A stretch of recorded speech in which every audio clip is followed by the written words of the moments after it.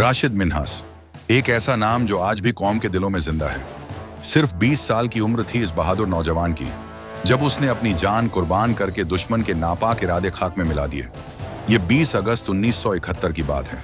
राशिद मिन्हास अपनी तरबियती परवाज के लिए तैयार थे। तैयारा था T-43 जेट ट्रेनर और साथ मौजूद था फ्लाइट लेफ्टिनेंट मतियुर रहमान, जो बज़ाहिर इंस्ट्रक्टर था मगर दिल में गद्दारी छुपाए बैठा था। मतियुर रहमान का ताल्लुक मशरिकी पाकिस्तान से था।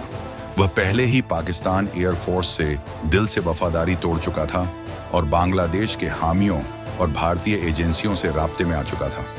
उसका मंसूबा यह था कि वह राशिद मिन्हास के साथ परवाज करे, तैयारे को अगवा करे और भारत ले जाकर वहां पाकिस्तान के फौजी राज दुश्मन को बेच दे और खुद भारतीय पनाह में नई जिंदगी शुरू करे। जैसे ही तैयारा फिजा में बुलंद हुआ, मतियुर रहमान ने अचानक धोखे से राशिद मिन्हास को कॉकपिट से बेदखल करने की कोशिश की और जबरदस्ती कंट्रोल अपने हाथ में ले लिया।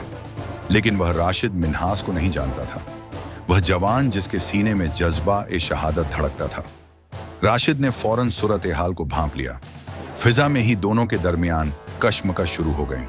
तैयारा कभी दाएं झुकता, कभी बाएं, मोड़ने की कोशिश करता रहा, मगर राशिद ने फैसला कर लिया था, यह तैयारा दुश्मन के हाथ नहीं लगने देगा, चाहे इसकी कीमत अपनी जान ही क्यों न हो।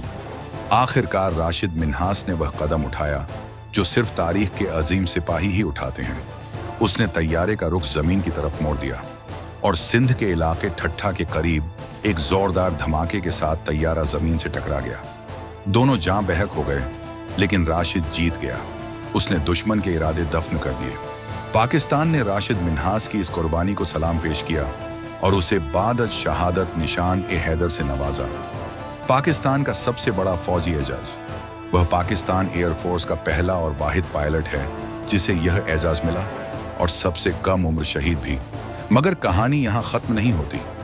मतियुर रहमान, जो एक गद्दार के तौर पर मारा गया, उसे बाद में बांग्लादेश ने कौमी हीरो करार दिया। उसका नाम ढाका के कई सरकारी मकामात पर दर्ज किया गया। उसे बाद अजमर्ग एजाज़ात दिए गए और उसकी याद में वहां तकारीब मुनक्किद की गई।